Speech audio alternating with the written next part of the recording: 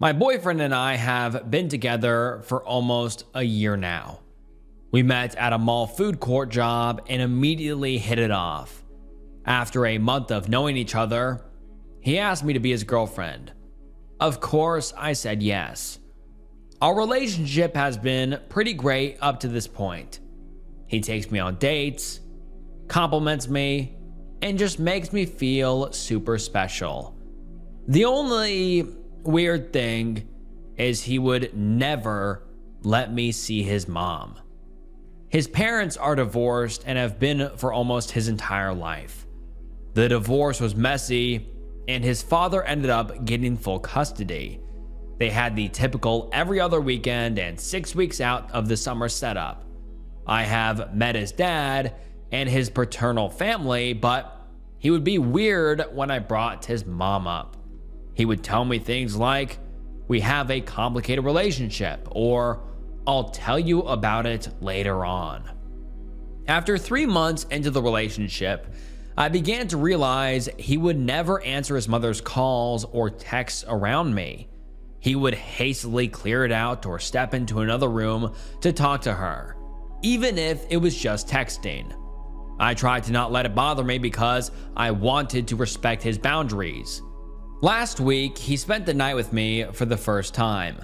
I woke up around 3 a.m. because of a bad dream and I couldn't go back to sleep. I rolled over to grab my phone in the dark, but accidentally picked his up instead. I looked at the messages from his mother. I opened his phone and began to read through them and noticed they were mostly very intimate.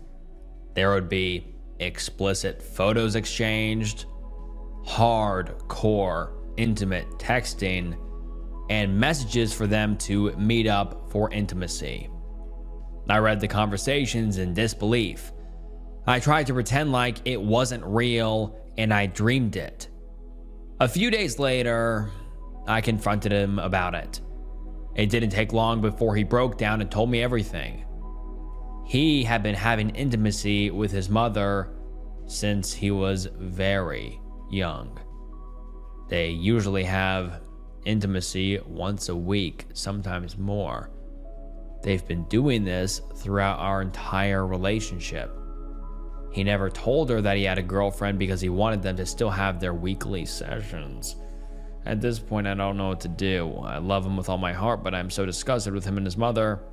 I haven't talked to him since he told me everything.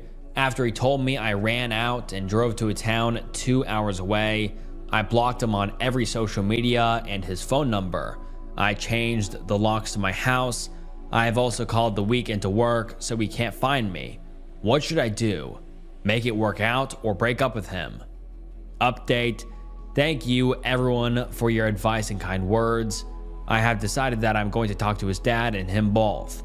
I'll talk to his father first, then him. That way, his father can help me figure out what course of action we may need to take. I messaged both of them an hour ago. His father agreed to meet this afternoon. I unblocked my boyfriend and I'm still waiting on a reply from him. I will update later after I talk to them both and decide what I should do. And then the OP gives us an update the next day and it reads as follows. I have no idea where to start with the events that have occurred within the past 11 hours since I last posted. I am still shaken up and this is hard to process. My boyfriend finally messaged me back a few hours after I asked him to meet up with me. He agreed to meet me at his apartment. I made sure that I was going to talk to his dad before him so he could help me find the correct course of action for my boyfriend. Well, I met with the father. We will call him X. I was so scared before talking to X that I was shaking. My voice was unsteady and I had tears in my eyes when I walked in. I had no idea where to begin. X looked concerned, so he sat us down across from each other. I told X that I believe his son has been SA'd for 6 years now. Of course, X was taken aback. I started to tell him about what my boyfriend told me. That's when X started to be more and more puzzled. He stopped me while telling the story I knew about my boyfriend and his mother. X told me that there's no way this is completely true. When he says this, I start getting confused as well. X tells me that my boyfriend's mother died in a car accident when he was 8. X never remarried or had a girlfriend. At this point, I am dumbfounded and I have no idea what to say. X tells me that he didn't think my boyfriend's mother was SA while she was alive, or why my boyfriend would even tell me this. X also tells me that he has no idea who mom might be on his phone. I take a few minutes to calm down and think before I head over to my boyfriend's apartment. The drive was only 10-ish minutes from X's house to my boyfriend's. I took this time to process what X told me and what I would say to my boyfriend. When I got to the apartment, I promptly went inside. I demanded answers immediately. I asked the truth about his mother, the messages I saw, and if they've really been having intimacy since he was young. Of course, he apologized again and gave me the same story, but it made me angry. This is where I lost my cool. I yelled and told him that X told me that his biological mother had been dead for almost 11 years. I told him I knew there was no way the story he told me was true because his mother passed away when he was 8 years old. My boyfriend became silent and looked down. At this point, I was crying uncontrollably. I felt so bad for what happened and I wanted to get him therapy. I was willing to forgive him for keeping the secret from me. My boyfriend was silent for a few minutes, then finally spoke to me. He told me he had made the whole story up. The contact he had his mom was an ex-girlfriend he regularly hooked up with. She was 20 and a bartender in our city. He put her name as mom so I wouldn't get suspicious that he was talking to another woman so often. He didn't think I would find out, so he fabricated the whole story up. This way, I wouldn't be mad at him. He told me he figured I would feel sorry for him and stay with him. I felt so betrayed when he confessed this. In the past few days, I went from having a healthy relationship to thinking my boyfriend had been SA'd by his own mother, then to find out it was all a lie just because he didn't want me to know he was sleeping with his ex. He then tried to justify this further, telling me it was meaningless and he only loved me. I told my boyfriend that I want nothing to do with him and left. He tried to follow and pled with me, but I ignored him. I drove home, threw out everything he gave me, and blocked him once again. I cannot believe he lied about something so major just to protect himself. I haven't stopped crying since I left his apartment. I'm so hurt and now I don't know what to do. I no longer want him in my life. I'm considering moving towns so he can't find me. He has gone online and used a fake number to try and get a hold of me to apologize. I need to clear my head and try to take everything in. I will turn off my phone and computer for a while so he can't try to contact me again. And then the OP adds an update to the post and says, so my now ex-boyfriend came to my apartment and started banging on the door, begging to be let in so we could talk. At this point, I've turned all the lights off. I am being quiet so he will hopefully leave. I know he can see my car out front, so it's obvious that I am still here. I want to call the cops, but I am not sure there's much they can do. I'm thinking about going back to live with my parents until this blows over with him. I am also considering talking to his ex that he was hooking up with. I got her full name and where she works. I will keep updates as I learn more about my ex-boyfriend. Update number 2, I'm having a lot of people send me messages, so thank you for the kind words.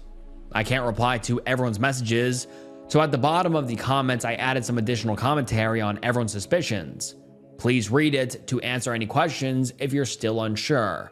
Please note that there are some personal details I left out in order to keep privacy. Example, how his mother died. There's a reason. He didn't talk about it. And now let's get into some of those answers the OP gave to the common questions, and let's get into it.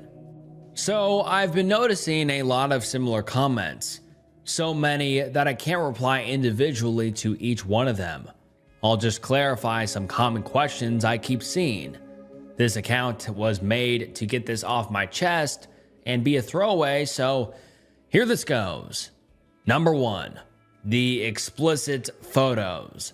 Yes, it seems out there that I couldn't tell, which is why it was difficult, because they were all close-ups of the no-no square. Looking back, if I would have paid more attention, yes, I could have known, but I wasn't thinking about that at the time. I was scared. Number 2, the phone. It was dark and I picked one off the nightstand and opened it. No, he didn't have a passcode. Yes, I did realize it was his but kept reading. I was just alarmed from the few messages I read on his lock screen, so I decided to keep reading. Number 3, dead mother. I asked about his mother many times, but no one ever gave me a front answer. They were always vague, like they didn't want to talk about her. We had only been dating for a few months, and I don't feel like I should press about something someone doesn't want to discuss. Number 4, the ex. I cannot post much at this point on here because I decided to take legal action. I got into contact with his ex, and I can say this isn't the first time he has done something sociopathic like this. He has made some illegal moves, and her and I decided to take this a step further. Number 5, my job. No, I no longer work at the food court. I have a better paying job at the moment. I do have an apartment that my parents helped pay for, and they gave me a car to drive until I can support myself. My parents are super supportive and caring. They always have been. They're the only reason I am able to have what I have. Edit. I ended up talking to his ex. We had a long conversation and I learned some other information. She told me she had no idea what I was talking about when I said what he told me. She claims she hasn't talked to him in months because of a restraining order she has against him. He harassed her when she broke up with him back in 2017. She also almost had a child with him, but decided to have an operation to get it removed when they broke up. I cannot disclose why they broke it off. I am considering a restraining order as well, since the ex says she's not who he was cheating on me with. I have no idea who it is. I could care less at this point. I can't tell much else since I want legal action. I have told what I can to the best of my ability. And also, for you guys that always call these stories fake, this one was verified by a mod on the subreddit, and the moderator says, suffice to say, I thought the same initially. I thought it was fake initially, but we've got a specific process for this, which I put high faith in, and this post plus OP passed. And so for you guys that call each one of these Reddit threads fake, this was verified. And let's get into some of the top comments. Someone says, this is one of the most insane stories I have ever read on this subreddit. Holy shit. I really hope you're able to recover from this. My heart goes out to you. And then someone else says, this is not the conclusion I expected at all after reading the original. What a plot twist. Holy shit. OP, I'm so sorry this happened to you. Your hopefully ex is literal human garbage, and you deserve so much better. I know it's going to be very hard, but you can do this. I promise you there's another man out there who will treat you with all the respect and love you deserve. And this is the last post we have ever received from the OP. And I really do hope that the OP is doing better now. And I really wonder what happened with the legal action the OP and the ex-girlfriend took. I'm very curious how that shook out, but I guess we will never know. But comment down below, what are your guys' thoughts on this? I should have sacrificed myself for her. Originally posted to r/entitled people, and the post reads as follows. So I'm not entirely sure if this qualifies as entitled parent or just someone who's mentally insane, but this just happened a few hours ago. So here it goes. I, 29 male, work for a small hardware store in my city. I'm about 6'2", chubby but still muscular from all the heavy lifting I do for work. Early this morning, me and, we will call her Nancy, who's 49 female, were at the store before opening to do inventory. It was about an hour before opening, and Nancy went outside to grab something from her car. She came back in a few minutes later, at gunpoint, with someone walking behind her. I've never been involved in any kind of robbery before, aside from minor shoplifting attempts, so I froze in place. The gunman pointed at me, telling me to keep my hands visible and follow them. Nancy was technically the opening manager, and therefore had the keys to the store and vault in the back office. So he held me up while she emptied it. He was gone in about 10 minutes, but it felt like an eternity. Our store doesn't have any kind of silent alarm, so once we were sure he was gone, I went and called 911. After I get off the phone, Nancy comes up to me and asks, word for word, "What the F is wrong with you?" I stare at her, completely caught off guard, and asked her what she was talking about. She proceeds to rant at me until the police arrive. To sum up her rant, she basically said I was a, quote, pathetic excuse of a man, quote, not protecting a single mother when she was in danger. I asked her what she expected me to do in this situation. She expected me to try and get the gun away from him so he couldn't hurt her. It was around that point that the police arrived to take our statements and ensure we are okay. My actual boss is on vacation this week and has given me the next 2 days off, paid. I love this guy. To recover from the shock of the situation and to call him if I need anything. I haven't told him about Nancy's rant yet. I'm still trying to process everything she said to me. Edit, sorry, still new to posting, wasn't sure if this info is relevant or not. Nancy is divorced and her son is a 19-year-old college student who doesn't live with her. During her rant, she kept going on about, quote, who would watch my baby if I died? Stuff like that. I'm hoping it was just adrenaline from the robbery, but if the next time I see her, and she's still acting that way, I'll have to report her. Edit 2, I greatly appreciate the comments people have sent. I didn't think I'd get that many replies. There have been some comments claiming Nancy was in on it. She seemed genuinely terrified, so I doubt she was, but now I can't get that thought out of my head. And now let's get into some of the top comments. Someone says, why am I wondering if Nancy was in on it? The timing is suspicious. She goes out to her car to say the coast is clear.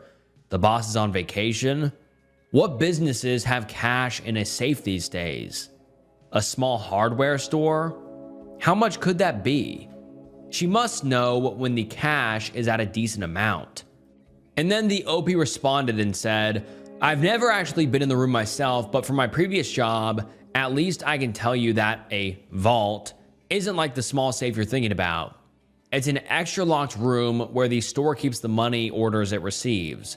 I wasn't specific about it in my story because I don't want this traced back to me, but the store I work for is still one of the chain hardware stores, just not one of the big name ones like the orange or blue logos. As to whether or not she's in on it, I've seen a few people comment that. She seemed genuinely terrified, so I doubt that she was, but now I can't get that thought out of my head. And someone else says, hopefully Nancy was just freaking out because of the incident. When she has time to process, she'll realize what a ridiculous request that was. If not, she has to quit watching superhero movies. And someone else says, I have had jobs where the robbery response training was, quote, give it to them. Stuff is stuff. No stuff is worth your life. You did exactly right. You did not escalate the situation. You did not startle the robber, which might have made him injure someone in response. You stayed calm. Well done, you. And then the OP gives us an update the next day, and let's get into it. Hey everyone, not sure if this is how you do an update, but here it goes. I just wanted to start by thanking everyone for the kind words and advice I was given. It was definitely the scariest moment of my life, and I've decided I'm going to look into potential therapy. Before the actual update, I just wanted to explain a few things based on some comments I saw in my original post. Number one, the hardware store I work in is small, just in the physical sense. It's still technically one of the big name hardware stores in the US, just not warehouse sized like the ones with the orange and blue logos. Number two, when I said that Nancy had emptied the vault, I wasn't referring to an actual safe/lockbox. The vault in our store refers to a small, double-locked room where they store the money orders the store receives from the big armored trucks. Number three, Nancy actually is the HR manager for our store because the store manager was out of town for the week. She was the acting store manager along with one other person who was off that day. My actual store manager, Nancy, and the third associate are the only ones with keys to the vault. So now for the update. To be honest, I'm not sure if I'm more angry or scared right now, but I got off the phone with my store manager half an hour ago. He was reviewing the security camera footage that was sent to him from his hotel room. I knew the store had cameras. What I didn't know is that we have cameras that face the parking lot. Some of you mentioned it in the comments, so you may not be surprised to hear that Nancy has been arrested for assisting in robbing the store. I can't go into extreme detail, but according to my boss, the gunman was seen exiting Nancy's car when she went outside. They spoke for a bit before walking back up to the store. I don't know much else aside from the guy was her new boyfriend. Wow, what a turn of events, but let's continue. I'm feeling so many different emotions right now. Confusion, anger, fear, etc. She traumatized someone 20 years younger than her for a few $1,000s. I don't know if she was chewing me out about the single mother thing because she'd hoped I would have done something to warrant getting shot over. All I know is that this woman, who originally did my hiring interview, is mentally insane. As I said, I think I'm going to look into therapy for this. It's just too much for me to process alone. My boss has offered me additional leave of absence if needed as well. So for now, I'm going to take some time off, and if I get any more info I can share, I'll further update you. And now let's get into some of the top comments. Someone says, thank you for the update, OP. I'm just glad you did not get hurt. What a bitch. She set that up, then had to go at you to probably look innocent. I hope you take the time you need to get over this. Take care and keep updating when you can. And someone replies and says, sounds like she was hoping to murder him. And the OP responds and says, see, that's the thought that I'm terrified of right now. Did she hate me so much for some reason? She wanted me dead? And someone else replies and says, whatever her motives were, they weren't personal. It was all about the money. I have no clue how she thought lashing out at you would help maintain her cover. Maybe her logic was, I've got to make my coworker look like a suspect. I know. I'll emphasize how he did nothing to stop the guy. That'll make him look suspicious instead of me. But she was willing to traumatize you and endanger your life to get her hands on some cash? I'm so sorry. You do not deserve this. It's disgusting. Your life was in danger, and your brain is going to need some time to heal and get out of survival mode. Give it all the time and therapeutic treatment it needs. And then we get an update about 2 weeks later, and let's get into it. Hey everyone, I didn't think I'd be posting again this soon, but it sounds like things are being handled outside of court, so I should be in the clear.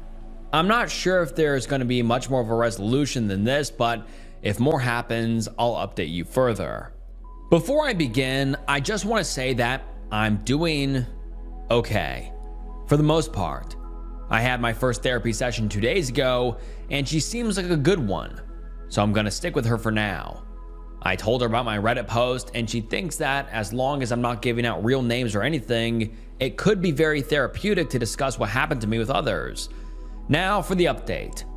Nancy's boyfriend is in prison for numerous charges, not contained solely to the robbery. That's the easiest part of this to explain. The rest gets weird. A week ago, I was asked to meet with Nancy and her attorney as she wanted to speak with me. I refused because I'm not at a point where I'm willing to speak with her, let alone look at her. 2 days later, my company rep told me he had an email from Nancy meant for me. He reviewed it and agreed to pass it along to me if I wanted to read it. Against my better judgment, I said yes, and wow, it got crazy. The email was a letter of apology to me. Nancy's boyfriend was an incredibly abusive drug dealer who had her too afraid of him to leave her or call the police. The robbery was his idea, and she was forced to go along with it under threat of being killed. She then apologized for her rant to me, claiming it was because in her mind, she believed I would have stepped in to save her somehow, and when I didn't, she had a bit of a mental breakdown. There was more to the letter, but those are really the main takeaways. I contacted my rep back telling him to reply that I appreciated her apology and am sorry for what she went through, but that I will never forgive her for putting me through that and to never contact me again when all is said and done. The last I heard, she is taking a plea deal. That's really all I have to give you all. I appreciate all of your helpful comments and will continue to answer questions you may have. I'm still in a messed up place mentally, but am getting the help I need. Thank you all again, and be safe out there. And that is the last update we have ever received from the update, but man, that was a lot of twists, and hopefully the OP got the help they needed and got the therapy they needed and are doing better now. I, 29 female, just found out that my fiance, who is 30 male, has been selling my underwear behind my back. We have been engaged for 4 months and dating for 2 years. We decided to move in together about 3 months ago, and everything has been going wonderfully. Throughout the last 3 months, I have noticed my underwear going missing every now and then. I have thought nothing about it because I probably have like 50 pairs, and I usually keep a pair or two in different bags / purses in case of accidents. So sometimes I will be looking for that specific pair of underwear, but can't find it, so I just assume it is in a purse or bag. Or so that was my reasoning. This morning, I was looking for the matching underwear to a bra I was wearing. I looked all over and could not find them. I asked my fiance to check the dryer in case they were in there. He chuckled and said he had sold them. I assumed he was kidding and laughed and asked him to look for me. He then goes, "Babe, I'm serious." I could not believe what I was hearing. I was beyond upset and hurt. I pressed him for details, and he said he has been selling my worn underwear to random people. I packed a bag and went to my sister's house for the night. I feel sick to my stomach about this. We aren't even broke or strapped for cash. His reasoning was that he wanted to make extra money to get me a nice wedding band. I need advice for what I should do. I am at a loss right now. And now let's get into some of the top comments. Someone says, "Why did he never think to ask your opinion beforehand?" Oh, that's right, because it's creepy and he knew it would cross a line with you. Don't let him try to justify his actions. Even putting aside the grossness of this, he's still stealing your belongings and stealing them without your permission, let alone those being belongings with your bodily fluid on them. And the OP replies and says, "This is a good point. It is essentially stealing my stuff, never mind the fluids thing. I am honestly considering calling off the wedding. I am just so upset and creeped out." Another person says, "I know that you have a long history with him, but if he's kept something like this a secret, with absolutely no hint of remorse when confronted, and just everything about this says to me that he's a weirdo who doesn't respect boundaries and has no problem keeping awful secrets from you. I don't think I'd ever be able to trust someone who done that. Break up. Break up entirely." And the OP replies and says, "Exactly. I am a firm believer that you have one chance to gain my trust, and if you lose it, it's gone forever. I don't think I can ever accept this and move on with him. I would always be worried and constantly checking and keeping track of my underwear and his activities." And people told the OP to tell friends and family, and the OP responds and says, "I would be embarrassed to tell my family about this.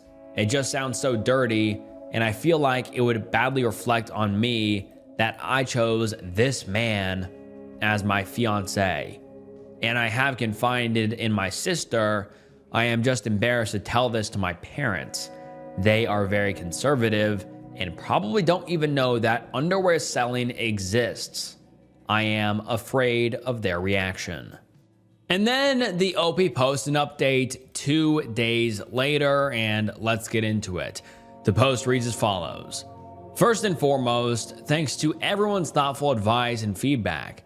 I went back to my place with my sister while he was at work. I packed up the majority of my things and brought them back to my sister's place. Once he got off work, I phoned him. I felt that this was the easiest method of communication, and told him to tell me exactly what he had done. Here are the main key points. He has been selling my used underwear for the last 3 months. In addition to this, he has also posted semi-explicit photos of myself that I had sent him. He had sold the underwear that I had on in the pictures. He said he only posted the pictures to the buyers to prove to them it was really worn by me. He said he told the buyers that I was 100% consenting. He pretended to be me in the emails, and when he met up in person to sell them, he would tell the men that I was too afraid of coming on my own and that I asked him to go deliver them. He has sold about 20 pairs of underwear. I have a lot of underwear, and I frequently purchase new pairs. This is why I didn't really notice such a huge amount going missing, especially since I usually keep a few pairs in gym bags, etc. He admitted to have made around $900 through this. He said he sells them for about $40, give or take. He initially told me He wanted a bit of extra cash in order to customize my wedding band. When I pressed him on it, he admitted he got a bit of a thrill by selling my underwear and knowing other men found me attractive / got aroused by my underwear. He apologized profusely and tried to compare it to selling my used designer shoes or purse. And I completely disagree with this because there is a explicit motivation for these men buying them. I feel exploited and taken advantage of. I have decided to break off the engagement and I'm done with this relationship. This entire incident took me by surprise and I never suspected he would do something like this. I will hopefully break the news to my family this weekend with the support of my sister. He is still trying to convince me to go to couples therapy with him and wants to salvage our relationship. But I honestly am done with him at this point. And now let's get into some of the relevant comments. Someone says, do you think there's any way to make him delete the photos? Can he go to wherever he was selling the underwear through? Craigslist? Not the underwear selling subreddit, I think, because he'd have to have gone through to verify he was a real girl and got him banned. And the OP responds and says, my sister went ahead and reported his email address. She found the ad. I felt too sick to look at it. But she verified that there were a few pictures posted and it was written by me, i.e., him pretending to be me. The ad also suggested intimate things like, quote, I get so aroused when I think of all the guys who will be jerking it into my underwear. Man, that is disgusting. And someone else says, screenshot and or print out these ads in the event you have to take legal action in the future. And the OP replied and said, my sister has already done so. And someone else says, it may sound cold, but are you considering pressing charges? And the OP says, very possibly. And someone replies to that and says, please, please do it. If for no other reason than to just teach him a lesson that this was not okay to anyone. Right now, he's probably thinking some BS like, I can't believe she's overreacting. It's not a big deal. I'm sure someone else wouldn't care. It is a big deal. Make him see that it is a big deal.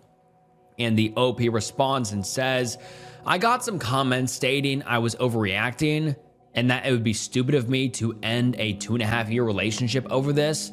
But the whole issue is that he was stealing and exploiting without my consent. I don't get how people think this is okay and I am being overdramatic. And someone else replies to that and says, you are not being overdramatic. You are being rightly outraged at the fact that your ex, you are so awesome for breaking up with him, exploited you non-consensually for profit. He is lower than scum. Scum doesn't deserve the comparison. He is a filthy human being, and I sincerely hope you press charges because that's so incredibly gross. And the OP replied and said, you painted a very accurate picture. This is all starting to really sink in now. Initially, I was so upset because I had envisioned us having kids / spending out life together, and I was heartbroken when I found this out. However, I'm now feeling better that I was able to find out his true identity before we said our vows. I also left my engagement ring back at our place when I got my stuff earlier. And that is the last update we have ever received from the OP, and I really do wonder if the OP ever decided to press charges or just leave him and break contact or what ended up happening, but we have never received an update. My husband is now a RSO, and I hate that he's tanked my life with his. And for those of you who don't know, RSO stands for Registered S Offender. Basically just a predator. And let's get into the post. My 25 female husband, who is 31 male, and I have been together for 5 years, married for 2, and from the outside, we have the perfect life. We have the house, the yard, good jobs with benefits, 2 lovely pets, and a supportive circle of friends. We share the same hobbies and goals, and I swore this was the man I wanted to spend the rest of my life with. Recently, after disappearing for 2 whole days, shows up and tells me he got arrested for trying to meet up with a minor, but it turned out to be a sting operation, and suddenly everything went wrong. I all but lost my mind worrying for him, and then he destroys my world with this revelation. The trial went on for a whole year and has culminated in that now he has to register for life as a SO. Throughout it all, he has been withholding information from me, and all the information I found out has been through searching his computer and police reports and piecing things together myself. He has been begging for forgiveness nonstop, and his family is also trying to get me to forgive him. My family has been supporting me as best they can from my home country, but they want to pretend that he's not going to have to permanently register with another state if we were to move. Can't be left unattended with a minor, and this shame will hang over our heads forever. I can only be grateful that we live in California, so there wasn't a public notification to our neighbors, but I'm absolutely mortified to go outside anymore. Unfortunately for me, I am an immigrant and therefore a green card holder, and so my ability to stay in the country is tied to him. I love my life here, my job, my friends. I feel as if I've made a real home here. I also resent him for destroying the life we've built as we were discussing children, and now I can't fathom the thought of having children with him. I worked through all my emotions and am ready for a divorce, and I really want to be able to build a life here for myself, but as it stands, it's very unlikely, and so I've been beating myself up that all this work I've put into making this a home for us has been destroyed, and I've basically spent the last few nights mourning. I haven't spoken to any of my friends here, and I honestly don't know what to do. I'm thinking about quitting my job, can't work outside of the California, and just packing up as he can no longer sponsor me once my card expires, and I'll be living here illegally. Edit, thank you all for all the kind words and support. I never could have expected such an outpouring of kindness and advice. I've made an appointment with an immigration attorney, and I've made notes of all the important points and questions shared here. I hope to come back with good news. I will keep my hopes tempered, but I'm blown away by all of these comments. Edit 2, I don't know how to feel that I'm now at the top of the hot post, lol. I think this is the first time this week that I'm crying happy tears. I'm flattered and I'm so grateful for all of the well wishes, and I feel so seen and validated, which is something I've struggled with during this process. Again, thank you all for taking the time to read what was a moment of indescribable despair and overwhelming sadness and turning this into a story of hope. Thank you. And now let's get into some of the top comments. Someone says, wow, please tell me you're seeking some support, therapy, anything, because it sounds very much like you were also a victim, not just now, having him lie to you about it all, but from the start of your relationship. Do the math. You were 20. That's barely an adult.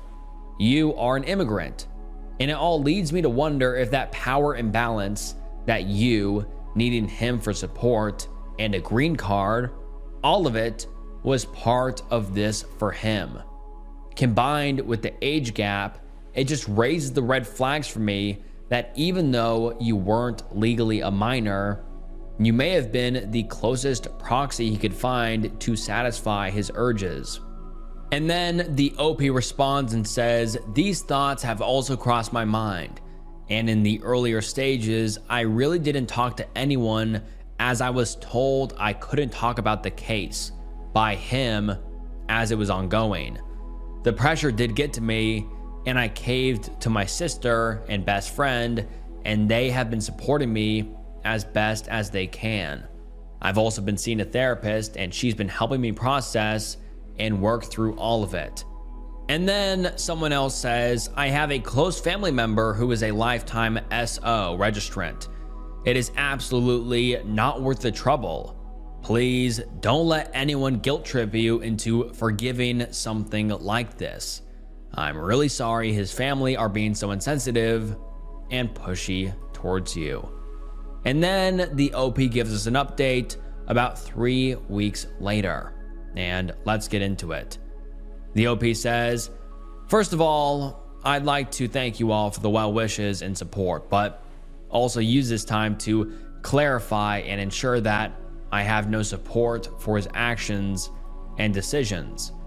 There were some comments concerned that I was only thinking about me and not the children, but to accurately and wholly capture all of the thoughts and feelings that were going through my mind would require a book at that point. And this post started as a rant/vent on how unfair a situation that should not have involved me took center stage and I became a casualty. For the record, I think what he did was absolutely monstrous and disgusting. And if there was some way for him to spend his life in jail, I would happily support it. Unfortunately for all of us, he was able to waive jail time. I met with the immigration lawyer for a consultation, and like many of you said, he reiterated that his actions should not affect my ability to apply for my 10-year GC. I have a 2-year. The call was very short, and the lawyer let me know that the hurdle was passed, and if I chose to divorce him or not, I would still be fine. Unfortunately, I can only apply 3 months before this GC expires, which would be at the end of October. He then quoted his fees to me, which, woo, I have some saving to do. I'm still reaching out / searching for cheaper avenues to see if I can be represented, but it seems like this will be a waiting / saving game, which, to be honest, I'm not sure I can do. Obviously, I would love to be able to divorce him immediately, but I'm still trying to set up a consult with a divorce / family lawyer to ensure I know all my rights and avenues. Said partner has also forbade me from notifying my neighbors with children, as he is attempting to file an appeal, and supposedly his info will be taken down off the site if there is an ongoing case. His parents have maintained their stance and have not spoken to me since the deliberation, which was hurtful, but my tears have dried up. Needless to say, I've moved into the guest room and have ensured that all my documents are together and safe. I want to ensure I have my GC before I serve the divorce papers, but I also want to ensure that I have somewhere to go, savings for an apartment. If he chooses to kick me out immediately, his name is on the mortgage, not mine, and he makes 3 times what I do. His dad has made it very clear he 1000% supports his son and said something to the effect of, quote, your pain is real, but your options are not. So work it out or go on a plane, which was the most sobering message and honestly a catalyst into wanting out ASAP. I was told that notifying my friends and neighbors was stupid, and I overestimated their need to know / care. To have this life-altering situation boiled down to a binary definitely showed me that they really never cared about how I felt during this, and is a sure sign that this is normal for them, in a sense. He has been treating me as if I committed this crime, and his poor son was just an innocent bystander, which makes me wonder what has been said. But at this point, I don't care anymore. His son has taken the opposite stance and is so apologetic and regretful, and he has now, quote, realized what he had in this relationship, and if he were to lose me, he wouldn't know what to do, etc., etc. And it's so funny how much someone can change right before your eyes. I love this man with every atom, every fiber of my being, and now I'm disgusted every time he looks so much in my direction. I do not speak to him unless necessary, and it's almost as if we don't even live together. A girl can dream, right? I'm not sure if this qualifies as a true update, but unlike the first post, I still have some hope. I hope I will be able to fully remove myself from the situation and rebuild what has been a beautiful life outside of this. I want to save for the lawyer, an apartment, and also plan to make therapy a regular thing to deal with all of the undue stress / trauma / insomnia this has caused me, and will, unless I'm threatened with legal action, which I don't think they can do, let my friends / neighbors know in secret to allow them to decide for themselves. I am less afraid of losing my friends, as I know I would have liked the knowledge to make the choice if I were in their shoes. Thank you all for reading. I hope to have a happier, more positive update later.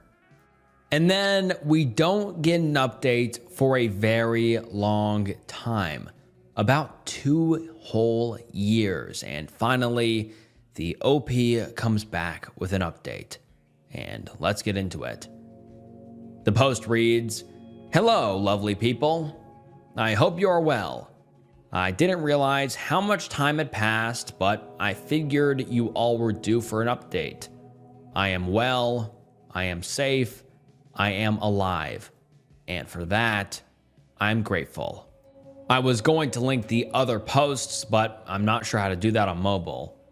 I don't remember the exact dates, but I moved out sometime early last year. I just felt sick and was unable to eat, drink, or sleep, so I packed what I could carry and left. I didn't even have a car at the time, so that was pretty hard.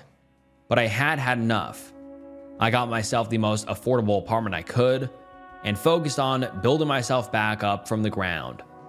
I filed to remove the conditions of my residency, and they sent back my check, but I was still able to make a biometric appointment. They didn't send any explanation, and every time I've tried to call the line, the AI is so frustratingly unhelpful, so I can only hope that everything is being processed as it should. I was also able to purchase a car and hope to pay it off within the next 2 to 3 years. I started a new role, and to avoid my feelings, I threw myself into my work. It doesn't pay much, but it's good work, and I enjoy making a change. I also recently got a promotion, so it was nice to see that my impact was noticed. A new friend I had made recommended getting a cat, so I did. And I never had pets growing up, so it's been a learning curve for us both. She's very sweet and lets me rub her tummy. But gosh, no one told me there would be fur everywhere. Like, everywhere. I also might be allergic, but no matter. Unfortunately, my ex found out where I lived and quite literally showed up on my doorstep in tears, crying and begging, which honestly was a very terrifying thing to happen at midnight. I threatened to call the police, and he took the hint, I hope, and he hasn't shown up since. I don't intend to stay here forever. I just want to build up some semblance of savings, and with all the chaos that has been happening, well, everywhere, I don't want to make an impulsive decision. I have been trying to go to the gym, eat healthily, and am working with a therapist to process all that has happened to me. I've made some new friends, and we celebrated my birthday. It was nice to have people show up for me. I cried. The neighbor that I also told reached out and said she hoped I was well, and her daughter still asked for me. I'd love to meet with them sometime for coffee, but I want to wrap this all up. Earlier this year, I went to the courts to file for divorce and have the papers served. I honestly wasn't sure what the process entailed, and it's been emotionally and mentally a lot.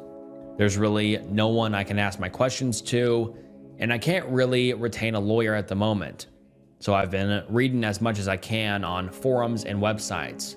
My family is unable to help me as they have no knowledge or experience, and his family is pretending I'm dead whilst ensuring he has all of the resources he needs because they cannot bear to see their precious son lose an ounce of sleep. They still maintain that he will be off the list soon as they are reopening the case and I am needlessly destroying a marriage. But to be quite honest, I don't care. Just leave me alone. Legally, I'm at the stage where we need to exchange financial information. And his response was basically, quote, "Is it necessary? If nothing will be divided?" I don't expect to get anything, and honestly, I won't even contest the house or alimony. I just want to ensure that I don't sign away my rights or end up having to pay him. I know he makes much more than what I do, so a lawyer is no issue. I am tired of this whole ordeal and just want my name and sense of self back. I've been working on the documents to the best of my ability, but I'm hoping to hire a lawyer for an hour or so to review them and at least point out glaring errors. I know this might not be the best update you were hoping for, but I'd like to think I've made some progress at rebuilding my life. I'm also hoping to work up the courage to ask my landlord if I can start a garden because I think it would be quite pretty. Thank you all for your kind messages and words of encouragement. They really helped me through some very dark times. I hope you all have a wonderful day/night. And that is the last update we have ever heard from the OP. And I just really hope that the OP is doing better now. I mean, it's so tragic that they were just thrown into such horrible situation and none of it's their fault, obviously. Like, they had their lives ruined by someone else's decisions, and it's just a really sad scenario. But I hope that the OP can continue rebuilding and reshaping their lives and hopefully get divorced from this monster, and that goes smoothly, and she can finally sever him from her life. And yeah, I really hope she's doing better now. OP's house cleaner found a hidden voice recorder.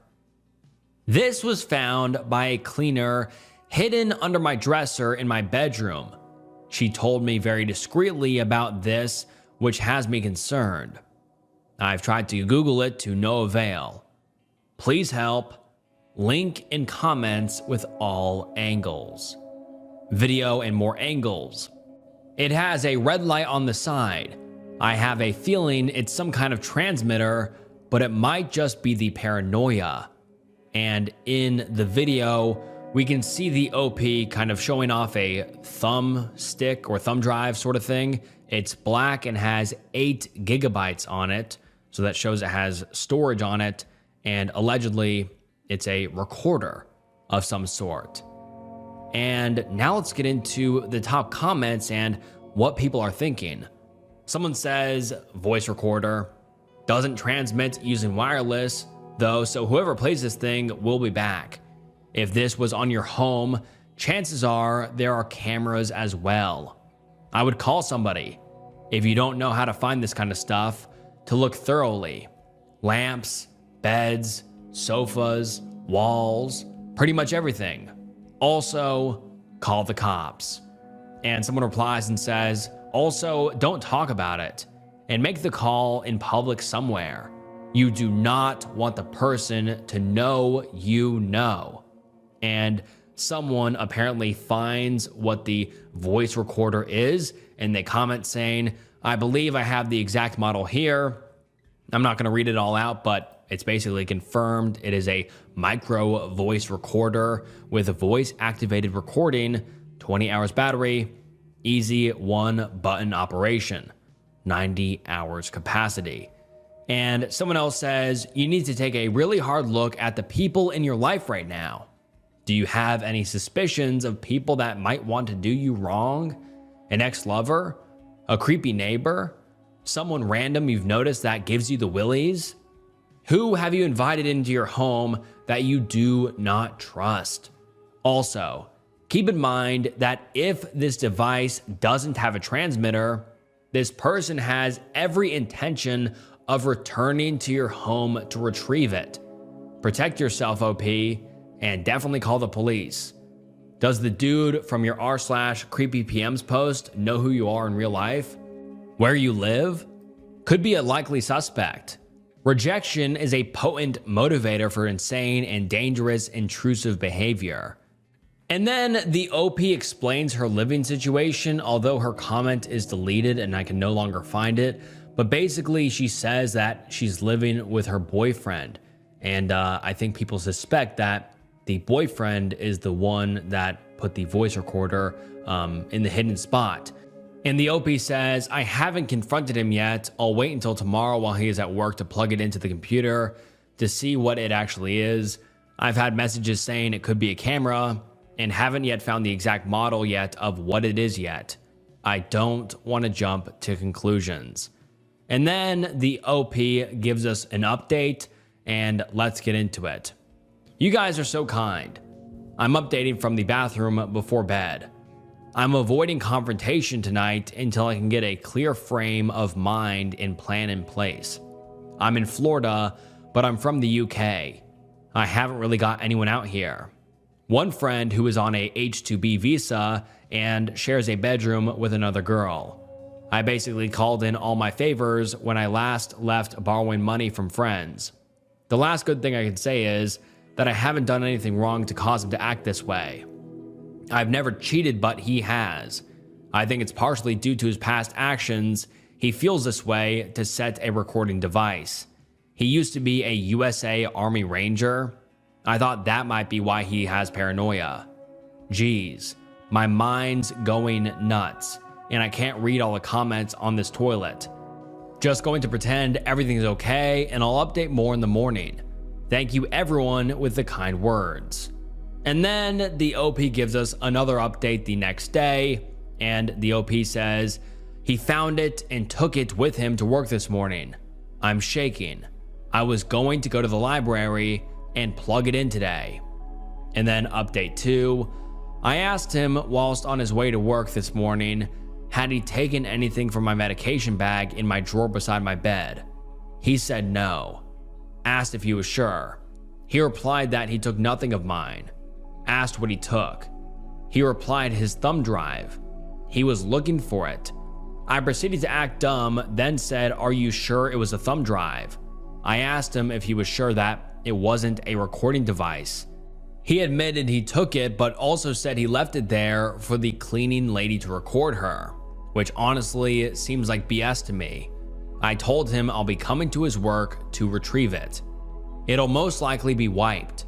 I asked for a receipt from when he ordered it, and he said he bought it off someone from work who uses it to record meetings, which seems highly unlikely. I'm going to my friend's house with things for a few days. I know this is so unhealthy.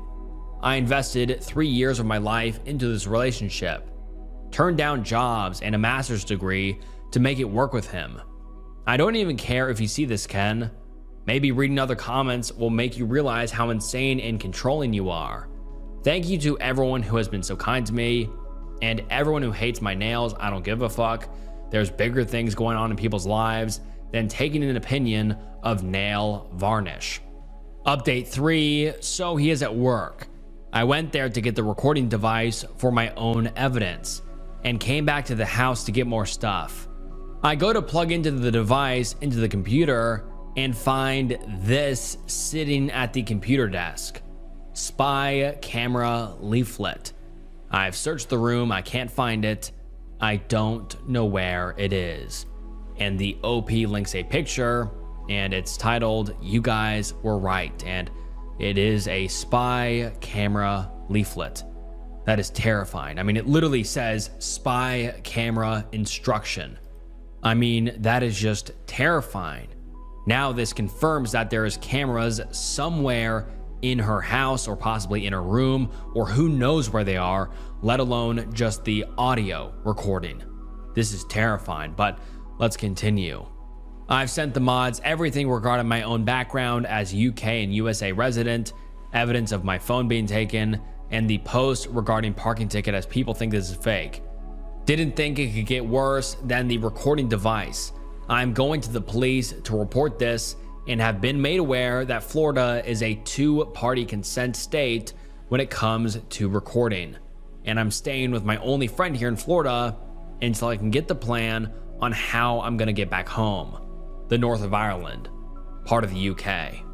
And now let's get into some of the top comments. Someone says, please put your important documents, especially travel, ID, birth certificate if you have it, social security card, etc., into a bag along with any of your devices which can connect to the internet. Take them and some essential items / toiletries and leave the house now. After you leave, write a message immediately to your family / trusted friends and tell them you are not safe and have to leave. Now is the time to leave. No explanation. Do not answer if your ex-partner calls. He may come home early as soon as he realizes that you found the device. People who go to these lengths to control and conceal are not merciful. Rational people who will suddenly respect your boundaries or not stoop to trying to hurt you / regain control by any means necessary. Get out. And then we don't get an update for about 3 months. But then 3 months later, the OP comes back with a update titled, I am alive and okay. And the post reads as follows. Hi, anyone who is looking for this. I haven't used Reddit in a while due to, well, this post. My life flipped upside down, and unfortunately I had no one to really turn to for help. I stayed with my friend for a few days, but long term that wasn't going to work. I had to come back to him, male 29, in order to have a roof over my head.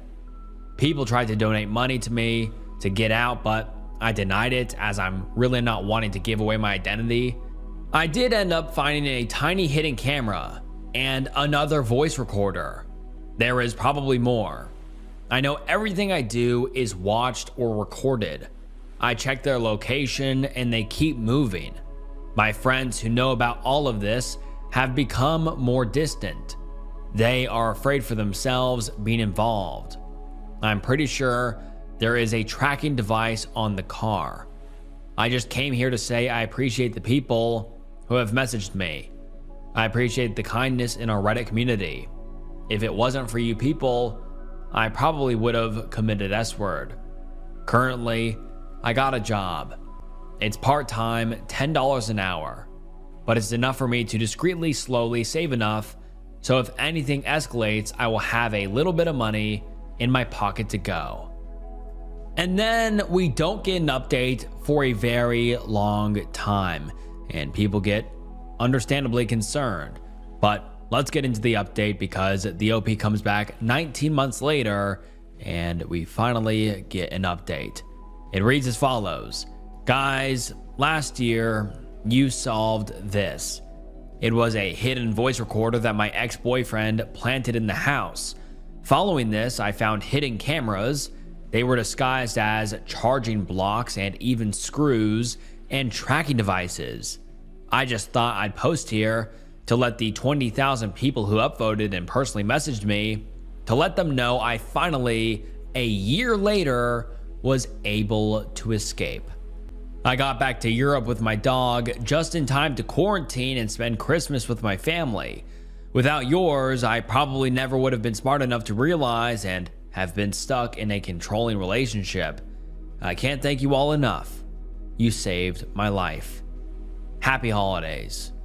And then we get an Ask Me Anything from the OP 4 months later titled, Redditors saved my life by identifying a hidden microphone. Ask me anything. I deleted the original post, but searching my username should bring up some evidence. I quickly gathered traction after posting a USB device on r/whatisthisthing, which was later identified as a hidden microphone.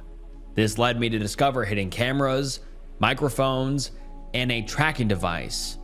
I have since escaped the abusive relationship I was in, so ask me anything. And now let's get into the top comments. Someone says, first of all, really glad you found out. My question is, looking back with the benefit of 2020 hindsight, are there things that he did, not related to information he could have gathered from mics, that supported this controlling and abusive mindset? For example, stopping you from visiting friends, demanding that you dress a certain way, etc., aka things you may have just overlooked, but now you've connected the dots clearly show that he was abusive. And the OP responds and says, in hindsight, yes, I had very few friends as I am from the UK and was then living in Florida. The one friend I did have, well, every time I seen her, he would argue with me, just make my life very difficult. He would make me pay his mortgage and left me with no money to live on without asking him for money, which needed an explanation as to what I'm going to spend it on and receipts. If I was home after him, like after 6 p.m., or if I didn't have a dinner ready for him, he would be very verbally abusive. It got to the stage where I just began to blank it out. Then he would punish the dog to hurt me, locking him up in his crate, leaving him outside, screaming at him. That was the only time I really stood up to him and he became physical with me. I would usually dress pretty conservatively, leggings and a t-shirt, so there wasn't too much to control that side. Things just gradually got worse, where he would be angry at me for FaceTiming my friends or family without him present to listen in. I changed my bank account details and he was furious. So I had to give him access again by making my pay go into a joint account. Yeah, so he was just an all-around controlling person, and in hindsight, I guess I didn't seem like a victim of domestic abuse, but not just shows no one knows what's going on behind closed doors. Someone else says, how did you manage to save the money to escape if he had access to your bank account? And the OP responds and says, that's such a great question, especially for anyone in the same situation. So I had to say my parents were struggling to pay their mortgage because my dad lost his job due to COVID. I sent them money on an app called Revolut. My mother actually just saved it for me. She thought I was just trying to save, just not saving to escape. And then someone replies to that and says, how did she get the money back to you to buy the plane ticket? Or were you able to get away with charging it because you bought it at the last minute? And the OP responds and says, she sent it back to me on Revolut. He didn't have access to that account. He could see the money going from my Wells Fargo into Revolut, and I guess he never asked for evidence. She sent it back to me to book the flight, vet appointments for the dog, to pay driver to the airport. Someone else says, looking back on it, did he accidentally slip that he knew things from recording you that he shouldn't have known otherwise? And the OP responds and says, yes, multiple times. More little things that he would overhear from calls to my friends or family, specifically ask about topics. He would gaslight me a lot, making me think I was losing my mind. Say I forget telling him things. And then someone asked about how did the OP find all the devices, and the OP responded and said, there's an app called Fing. It can help you identify devices on your Wi-Fi. That's how I found some of the cameras. Otherwise, the cameras that had a SD card were hidden so well and are so small, one was right in plain sight on the side of the TV. And someone else responds and says, how did he find the other devices? I have the Fing app, but other devices with USB won't be detected. I'm going to an Airbnb soon, and I'm a little paranoid. We found a hidden camera before in one of the places and immediately left. And the OP responded and said, the housekeeper handed me the initial hidden microphone. Then Redditors taught me how to find other cameras by turning lights off, using phone camera to look for a little red light. And one person asks if the OP will take legal action, and the OP responds and says, no, there's not really much I can do. I just want to forget about that part of my life and move on. And then someone else asks the OP if the Psycho X ever tried to contact her, and the OP responds and says, yes, he must have seen a secret camera when he woke up. By that stage, I was already in Orlando airport ready to take off. He first asked the whereabouts of a MacBook, then his multiple cars, then the dog. He then went home and saw I was actually gone. I left behind a lot, especially the designer things, diamond Tiffany earrings, so I think that made him realize I'm seriously leaving and want nothing to do with him. He's actually WhatsApped me once, as it's linked to my old American number, and I forgot to block him there. I blocked him right away. And then the OP expands on the abuse she suffered, saying, this guy literally threw me downstairs, kicked down doors, threw stuff at me. If he knew I was leaving, I do not doubt for a second that I would be dead. If I wasn't aware of the hidden cameras or microphones, he definitely would have caught me leaving. The night I left, the local police were sitting outside, just in case he came back. And this is the last time the OP has ever updated us, and I just really hope that the OP is in a much safer space now and can continue her life without this abuser. I mean, truly, that guy is a monster. I mean, throwing her downstairs, let alone spying on her with hidden cameras. Who knows where all the hidden cameras were? What a controlling freak who deserves to be in jail. But like I said, I really hope the OP is doing better now. I, 24 female, am blind, and my boyfriend's friends talk inappropriately about me and joke about R-wording me. The formatting might be weird because I'm typing the whole text myself and not using any speech-to-text functions. I'll try my best to avoid a wall of text.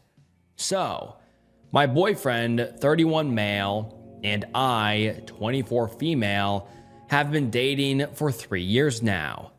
We live in an apartment together, and we're having the wonderful luck, that's sarcasm by the way, of having my boyfriend's two best friends, 32 male and 35 male, as our neighbors.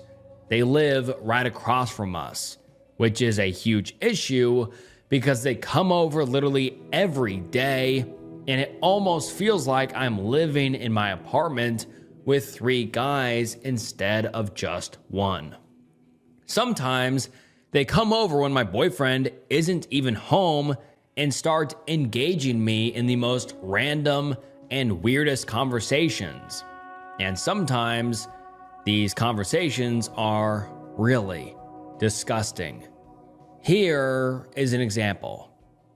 A few days ago, I was at home and my boyfriend was at work. As always, 32 male and 35 male decided to come over without bothering to tell me beforehand that they were coming over.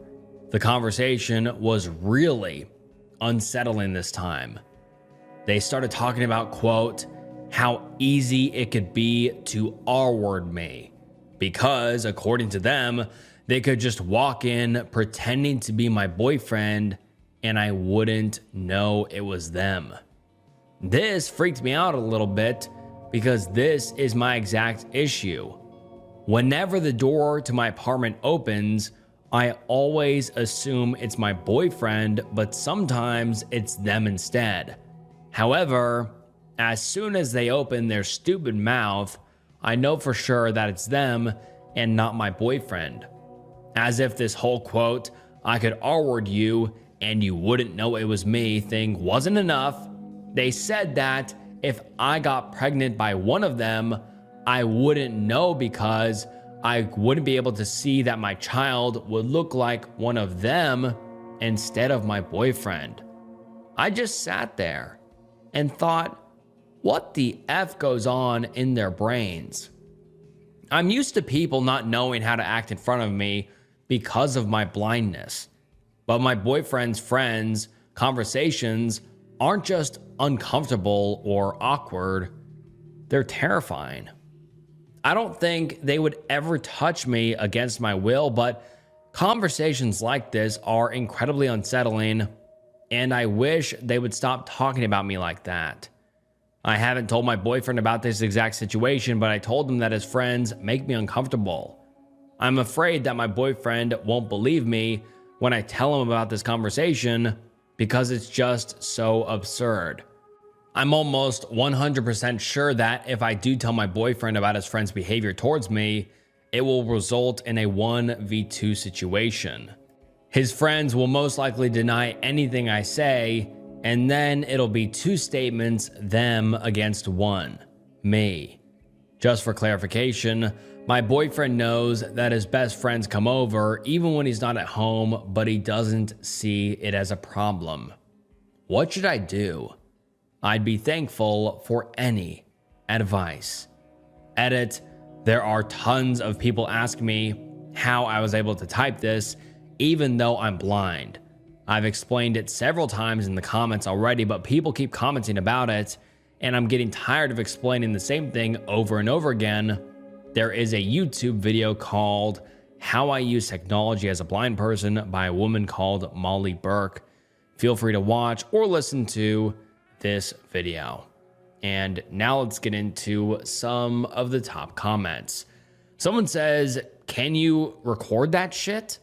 Also, how do they go into the apartment?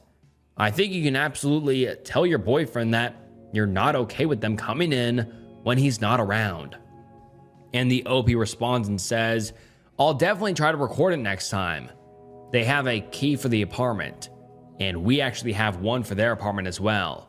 But it was supposed to be only used in emergency situations. And someone else says, tell your boyfriend about the conversation in detail and tell him that his friends are no longer welcome, especially if he's not around. OP, most women your boyfriend's age have never put up with this sort of behavior in the first place. Just popping in whenever? Simply nope. If your boyfriend doesn't believe you or takes his friend's side, break it up. Get out. They have their own home. Why do they need to come over when it's just you? Why don't you deserve private time? Start locking the door. Take their keys away or replace the lock. And someone else says, please lock your door. If they have a key, insist on having the lock changed and do not give them a copy. Tell your boyfriend that if they come into your place again, you're moving out. This is BS. If your boyfriend supports his friends over you, then you don't want him as your boyfriend. That's not how someone in a committed relationship should act. You should be the most important thing in the world to him. And someone else says, OP, you need to get out of the situation ASAP, with or without your boyfriend. It is insane that these guys joke about this. Believe me, in absolutely no way, shape, or form is this normal at all. This feels like a ticking time bomb, and I'm genuinely concerned for your safety. And someone replies to that and says, I honestly feel sick to my stomach imagining how incredibly unsafe OP must feel. Being blind is already a vulnerable way to walk through the world, especially as a woman. And to have two people who have unrestricted access to your home explicitly say that they could R-word you whenever they wanted to, good Lord, I want to cry for her. And then we get an update about 2.5 weeks later, which reads as follows. This is actually a repost of my update. I posted this only a few days after my original post, but I must have somehow deleted it because it doesn't show up on my profile anymore. I'm very sorry about that. Using technology as a blind person doesn't always go smoothly, but at least I was able to find the saved copy of my update on my laptop. And before anyone asks again, yes, blind people are able to use computers and phones. The amount of people that think I'm lying about being blind because I'm able to use a computer, a phone, and Reddit is sickening. If you are interested to see how blind people use technology, and she links the same YouTube video I mentioned earlier. But let's get into the update. A lot of people in the comments have pointed out the urgency of the situation and told me to immediately tell my boyfriend about his friend's behavior. My boyfriend came home about 5 hours after I made that post, and I was planning on telling him everything, but he was in an incredibly bad mood and just wanted to go to bed, so I didn't do it. To be honest, at this point, I still didn't fully realize the urgency of the situation, even though so many people pointed it out. The next day, my boyfriend went to work again, and I decided to wait for him at home because I didn't have the possibility to go anywhere else. But I contacted my parents and told them about my situation. That way, at least someone would know about me if something bad happened. This time, when male 32 and male 35 came into my apartment, the door was locked. They have a key. I wasn't just uncomfortable with them being here. I was in fact on the verge of having a panic attack. They must have noticed that because they did some disgusting things to me while behaving as if this whole thing was funny. They did not R-word me, but what they did wasn't okay. I started screaming, which kind of scared off M35 and M32, and luckily an elderly lady from the floor above me heard my screaming.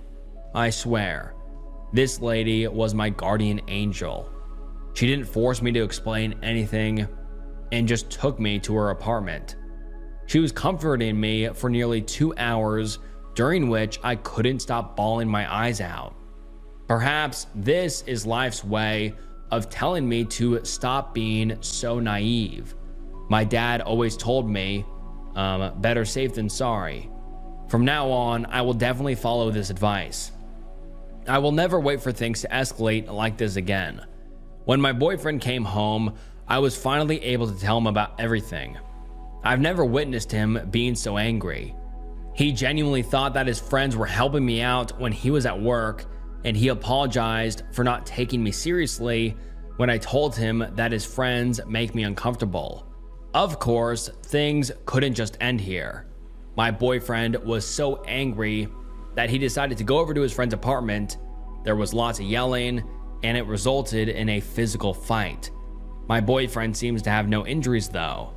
Shortly after, my boyfriend took some time off of work, packed our bags, and drove us to my parents' house. We are currently trying to find a new apartment, but it'll take some time to find one that is suitable for a blind person. Thank you guys so much for all of the comments on my original post and all of the private messages. I couldn't answer all of them, but please know that I appreciate every single comment and message. And one of the top comments on this post was, please report the friends to the police for threatening to R-word you and for assault. It sounds like something happened, as well as home invasion.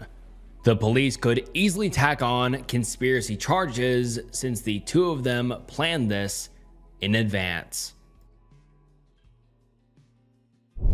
Am I overreacting? I feel like a dad at the daycare I work at is hitting on me. 20 female. Hi, I work at a daycare, and I've noticed that one of the children's parents always makes inappropriate comments to me. At first, I thought he was just one of those people who always compliments others, or that he just wanted to have a friendly relationship with his kids' educators. But now I think it's more than that. During my first few weeks there, I was always assigned to his younger daughter's group, the babies, so I would see him often. At first, it was just brief, friendly talk, but it really escalated when I started working with the older kids, 4-year-olds. His other daughter, let's call her Emmy, and I clicked right away when we found out we're birthday twins. She always wants me to play with her and asks for hugs literally every 2 minutes. Whenever her dad comes to pick up his kids, She always makes sure to give me a big hug and tells her dad that we're best friends. Last month, Emmy's dad and I ran into each other at the grocery store and started small talk. We were mostly talking about Emmy, and he just kept saying how much she loves me and that she wants me to come over to their house. I said something like, "Oh, she's so cute. I love spending time with her too," and tried to end the conversation. But he just kept talking. I noticed him looking at my chest a couple of times, which was one of the reasons I wanted to leave. He then offered me a ride, and although I initially declined, he kept pushing it, so I accepted. I didn't let him see my house. I told him to drop me off downtown. Since then, I kept running into him, but to the point where I don't think it's a coincidence. He doesn't live in the same neighborhood as me. I live near downtown. In fact, when he dropped me off the first time, he kept going on and on about how he would never live somewhere as far away as I do. So why do I keep seeing him? In our conversations, he always makes sure to compliment my physical appearance or mention my age and how young and smart I am. It obviously makes me uncomfortable, but for the sake of his daughters, especially Emmy, I don't really say anything. I have tried to set some boundaries, but it's really uncomfortable. I jokingly said once, "Well, if I were your age, I don't think I'd date someone as young as me." And he was like, "Well, good thing I would." And he laughed. I casually mentioned this in a conversation with one of my colleagues, and she said something like, "Oh, he's a flirt. That's what he does." She kept talking about how handsome he is. He is handsome, but also a married dad of 2. I asked if there's anything we, as educators, could do if, hypothetically, a parent is being too flirty/friendly with us. And she basically said no. Anyways, it's gotten hot outside, so I've started wearing sundresses, shorts, and crop tops. And he always compliments my outfits when he sees me and says he likes seeing my belly button piercing out. Ew. Also, Emmy has told me that her dad said I'll be their nanny for the weekends when the daycare is closed. I don't know if he actually said that because she's 4, but I don't want to ask because I don't want to give him ideas if he didn't actually say it. He has tried multiple times to give me his phone number to call him if there's anything, and I always gently reminded him that we can communicate through the daycare app. He always says that he would rather call me directly than through the app. He was always being super pushy, and I felt a little trapped, so I gave him my phone number. He texts me all the time asking what I'm doing, etc. I've FaceTimed his daughters a couple of times, but it just feels wrong. I briefly talked about this to a friend, and she said that she would have told his wife. I don't even think I have the guts to do that. Ever since my friend told me, I started casually bringing up his wife in conversations. He would always change the subject or say she's not there. Anyway, all of this is to ask, what should I do? Am I imagining things? I feel trapped. I can't lose my job. I'm scared that it'll take me forever to find another one. Also, all the kids love me and I love them. I've really gotten attached to them. I love Emmy too, and I mostly feel bad for her. What would you do in this situation? I've asked, and you can't ban a family from attending a daycare, so that option is out of the window. Also, we can't be on our phones 24/7, so it's extremely hard to get evidence. Anything helps. Thank you. I don't know if I'm posting this on the right sub. If not, sorry about that. Edit, I've never seen his wife. He's the one who does everything. Emmy has mentioned her a few times, saying things like, "Mommy got me this shirt," or something. But I don't even know what she looks like. He doesn't talk about her unless I bring her up. Edit 2, about the crop tops, we are allowed to wear them at work with long pants. Same things with shorts. We can wear them with a non-cropped shirt. 90% of his comments about my piercing were outside of work, when I would run into him. Also, I blocked him. I don't know if he noticed, but he's blocked. Edit 3. A lot of people are asking me why/what I'm scared of. I don't have an exact answer. I've had a lot of traumatizing experiences with men, so I don't feel comfortable around any men in general. I don't have any guy friends. It's like I think of all the things that could happen to me if they wanted to do that to me. Then I get scared/uncomfortable. I know I have a fawn trauma response and I'm working on it. I really am. Also, I have work on Friday or Wednesday maybe, and I will talk to my supervisors and update. And now let's get into some of the top comments. Someone says, stop FaceTiming him. Don't answer texts that aren't about his kids while you're working. There's no reason you have to respond to him at all, honestly. Continue to bring his wife up when you talk to him. If you see him in public, don't be nice to him. I had a student's father that made me uncomfortable. He got my number from a coworker. I was just a bitch to him. I only contacted their mom and about them. I mean, honestly, sometimes you just can't be nice to people without giving them the wrong idea. I'm sorry he's making you uncomfortable. This sucks. And then someone says that wouldn't be appropriate. Seems like a good response to 90% of his requests. I would get used to being comfortable saying that to pushy male customers. And the OP responds and says, I say that sometimes, and he's like, oh well, you're best friends with Emmy, so we're basically family. And I get scared, so I just laugh it off or I try to end the conversation. And then we get another update 3 days later, and let's get into it. Hello everyone. I want to thank everyone who gave me advice. I tried to read every comment. Before I give you an update, I need to clarify a few things. Number 1, I don't work at a school.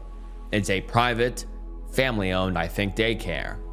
I have 3 managers, 2 women and 1 man. They became the new owners in January. I primarily interact with one of the female managers. I've tried to discuss the situation with her, but it's never the right time. For example, I'd knock on her office door and say I needed to talk about Emmy's dad. She'd say she's busy and ask me to come back later. When I did, she'd apologize and ask to talk the next day. She also suggested texting, but I didn't feel comfortable telling her everything through text. Number 2, some suggested having another teacher watch my group when he arrives, but that's not possible. In the afternoon after nap time, we take the kids outside until their parents pick them up. All educators need to stay outside to supervise. When parents arrive, I discuss their child's day and hand over their keychain. It's difficult because he always approaches me when I'm distracted, so I can't warn a coworker. Number 3, rides. The first time I saw him outside of work was at the grocery store. He recognized me. We chatted briefly, and he offered me a ride. I declined, but he insisted, saying it was ungentlemanly to let me carry groceries alone. He paid for my groceries and drove me home.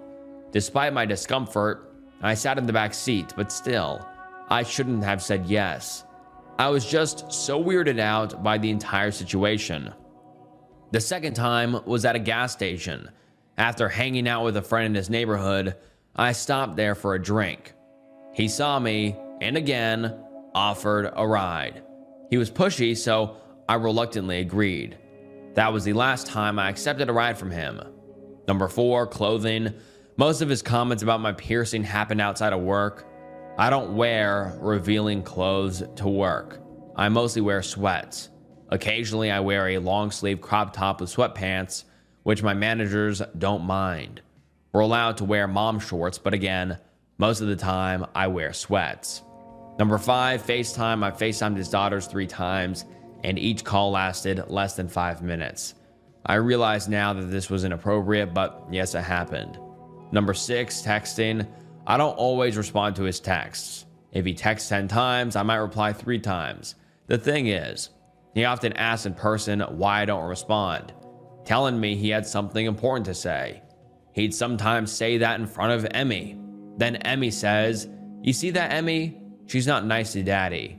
She doesn't want to talk to me." Number 7, I live in Canada.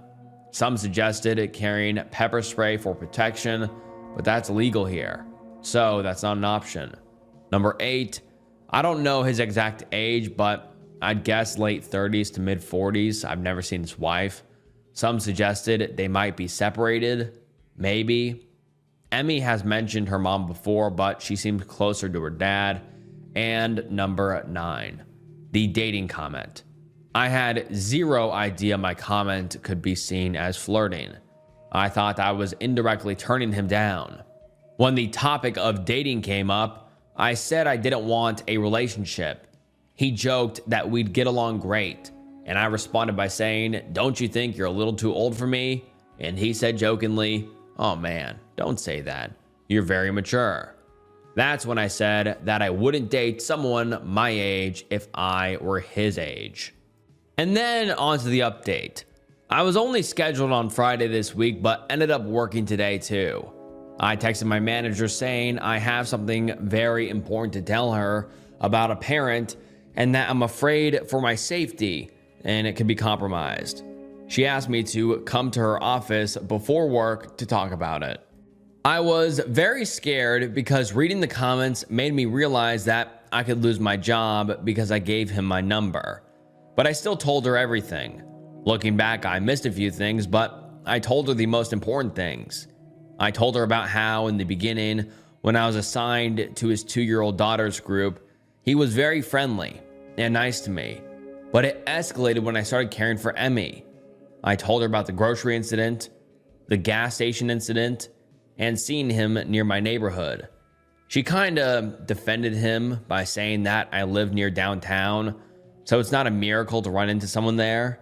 I then brought up the fact that, yes, I understand that, but he's told me that he enjoys staying in his neighborhood and that I live so far away.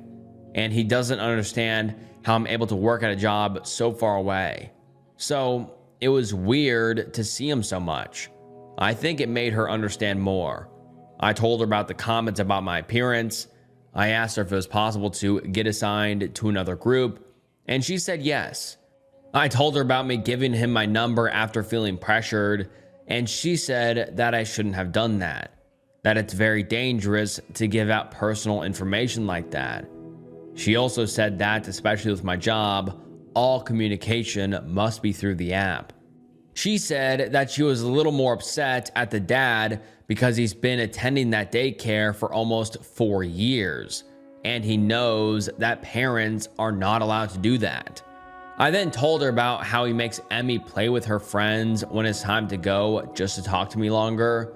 She said that since I won't be assigned to Emmy's group, I won't even have to talk to him at all. She said that she'll take care of it and let the other girls know to keep an eye on him. I told her about the FaceTimes and how he told Emmy that I was mean for not answering one time and how he made her cry. She only said that was out of line. I asked if it was possible to ban him from attending, and she said maybe. She doesn't have any solid proof. I showed her some text messages, but she said that he was being friendly in the messages and there was nothing intimate. She said that most of this was basically hearsay, and she doesn't have any concrete proof of him being an actual predator. As for Emmy, we played together on the playground as usual. I think the hardest part for me is to slowly distance myself from her. I did, however, encourage her to play with her friends, but she would always come back every 5 minutes to ask to play with me. When her dad arrived, he greeted me and asked me about Emmy's day and her keychain. I said that I did not take care of her today and pointed to the girl that did. I then got up to get Emmy to tell her to leave. He tried to stop me, but I just kept walking. I didn't really give him time to talk to me. When I got Emmy, I gave her a hug, then stayed on the other side of the playground, and they left. I know it's not much, but at least I avoided an interaction with him today. I think that's it. I tried to answer everything. And now let's get into some of the top comments. Someone says, if he texts you, tell him that you got a memo from work that says all interaction with parents must go through the app with no exceptions for legal and safety reasons, and that you can't risk your job, then block him. Or just block him. And the OP responds and says, he's already blocked, but I've seen some comments saying I should mute him instead to have proof of what he says. I'm not really sure what to do. And then the OP gives us another update the next day, and let's get into it. Hi, I saw some comments asking for an update, so I wanted to share what happened because I am too ashamed to tell someone in real life. I had work from yesterday, 8 a.m. to 5 p.m., then straight to the gym to work out with a friend. I got there around 6 p.m. and worked out until around 8:30 p.m. I was walking home. I live about 10 minutes away from my gym when I heard someone behind me. Looking back, I know I shouldn't have walked home, but I didn't think about it in the moment. I had music in my ears, so I didn't know if someone was talking to me or on the phone, so I just kept walking. I felt the person getting closer and immediately thought, oh my God, what if it's him? I started walking a little faster. After about 2 minutes, the person tapped me on the shoulder. When I turned around, it was him. My heart dropped. I immediately froze. I had practiced what to say if I ever got into this situation, but of course, I had to forget everything. He acted like we ran into each other and said, hey, it's nice seeing you. I said, hi, nice seeing you, but I have to go. He complimented my hair, I recently dyed it, and said it looked good on me. I said a quick thank you and tried to leave. He then grabbed my wrist and said, I don't like when you act like that. I just froze up. I couldn't move. He asked why I don't take care of Emmy anymore. He said that she constantly asks about me at home and that I make her cry. I stuttered and said I didn't know, that I'm not the one who decides. I said I have to go now, sorry. He then asked if I blocked him. I said I really can't talk right now. He then blurted out that he saw me working out. He was doing all of this stuff, grabbing my wrist, mind you. I didn't know what to say, so I repeated I had to go. He then started looking me up and down in a disgusting way. He was staring at my chest while smiling. He then started caressing my arms. One arm stopped at my waist, and the other one kept caressing my arm. He would sometimes move it to my chest and touch me there. I don't know why I didn't just punch him in the face. I just could not move. Before you ask, I wasn't wearing anything revealing. I had on a hoodie and sweatpants. I even removed my belly piercing because I don't like this type of attention. I eventually quietly said, can you please stop? He looked at me, smiled, and then left. I've been getting SA'd by men in my life since I was young. I promised myself after getting SA'd at 18 by a friend that I would never let it happen again. Now this, I don't know why this keeps happening. Most of the time, I feel like my body isn't even mine, just for someone else to use whenever they feel like it, no matter if I want it or not. Maybe it was my fault because I shouldn't have walked home knowing I had a stalker. Maybe it's my fault because I didn't tell him to leave me alone earlier. Maybe it's my fault because I'm 20 years old and I can't say no. I know he didn't full on grab my chest and squeeze them, but I felt so violated. I am too ashamed to reveal this to anyone. I told my boss I was sick to avoid going to work for a couple of days. I then went to the police station, but they said there wasn't anything they could do legally because he didn't commit actual crimes and that I didn't really have any proof.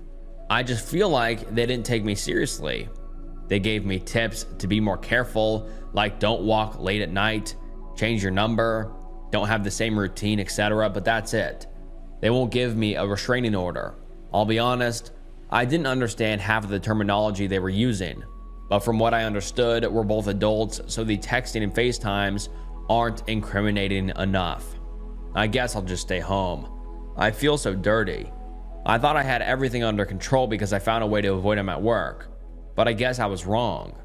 I genuinely thought that I found a way to make everything stop. The worst part is I saw some comments saying that this whole situation could escalate if he finds out that I'm avoiding him, and I didn't believe them. Again, I was wrong. I don't know if I'm looking for advice or sympathy, but I don't have anyone in my life who can help. Maybe some friends, but I'm just too ashamed and embarrassed to say that a man was groping me, and I basically let it happen because I was scared. It's just humiliating. As for my family, knowing my mom, she would most likely shame me and say it's my fault. But yeah, here's the update, I guess. I don't know if I'll update after this, mainly because I don't know what else to do. Edit. Copying and pasting this from one of my replies because I can see how it looks. I posted about him 4 days ago, but I started having doubts about him stalking me like a month ago, I think. I talked to my manager Wednesday, and I got assigned to another group. I didn't interact with him Wednesday and yesterday. He is the one saying that his daughter is crying about not seeing me. I know it's not true. He keeps saying stuff like this, saying things about his daughter to make me feel bad because he knows we're close. When this incident happened, I went straight to the police station near my home to tell them what happened because it's opened day and night. I asked if with what I have, I can have a restraining order, and they said no. I know I'm updating quick, but I genuinely don't have anyone I can talk to about this. Edit 2, okay, I think I'll just quit my job, stay with a friend for now.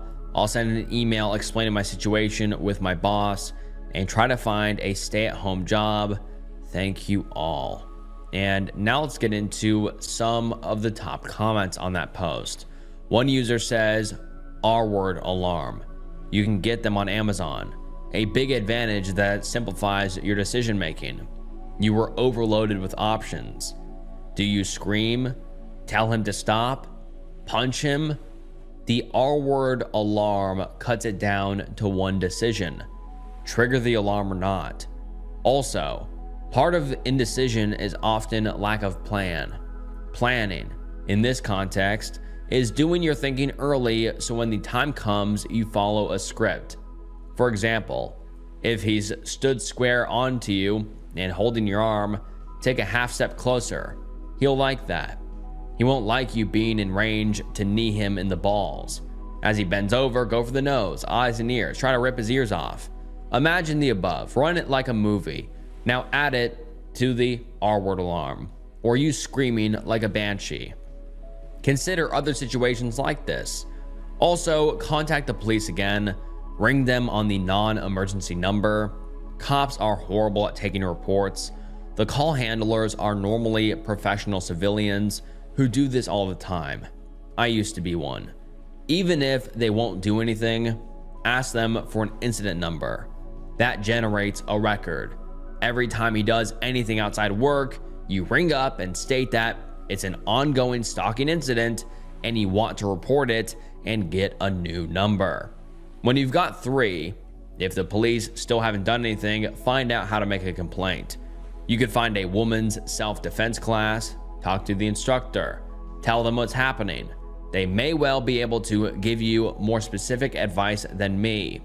Also, ring your boss ASAP and let her know what happened. This is a serious issue for her too. And then we get an update a few weeks later, and let's get into the OP's new update, which reads as follows. Hello. A few weeks ago, I made a post about a man stalking me at the daycare where I work. I don't know how to link it. If I knew, I would. I told my boss I was sick for 4 days in a row to avoid going back to work. When I tried to call in sick again, she said she would have to fire me if I continued to skip work.